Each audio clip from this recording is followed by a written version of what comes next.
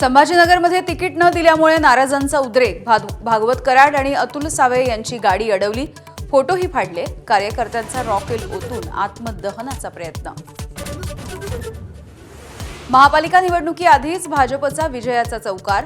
कल्याण डोंबिवलीतही भाजपचे 2 नगरसेवक बिनविरोध, तर धुळे आणि पनवेलमध्येही भाजपचा उमेदवार बिनविरोध। सोलापूरमध्ये उमेदवारी अर्ज छाननी प्रक्रियेच्या दरम्यान गोंधळ। उमेदवारांच्या सोबत 2च प्रतिनिधींना परवानगी दिल्यामुळे कार्यकर्ते आक्रमक। पोलीस आणि उमेदवारांमध्ये बाचाबाची। खासदार संजय राऊत यांनी घेतली राज ठाकरेंची भेट। शिवतीर्थ या निवासस्थानी अर्धा तास चर्चा। बाळा नांदगावकर आणि अविनाश जाधवही उपस्थित।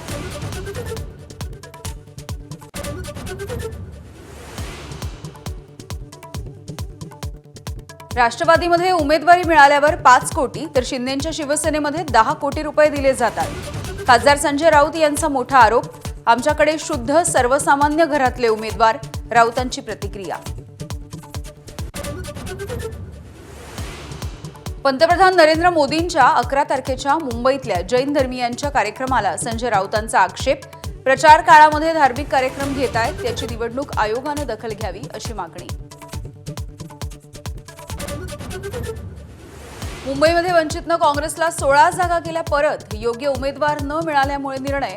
संबंधित 16 जागांवरती आता वंचित आणि काँग्रेस दोघांचेही उमेदवार नाहीत। वडेट्टीवार यांनी व्यक्त केली नाराजी।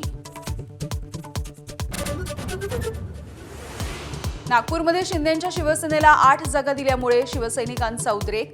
एबी फॉर्म जाळत नेत्यांचा निषेध। राज्यमंत्री आशिष जयस्वालांनी उमेदवारी विकल्याचाही आरोप।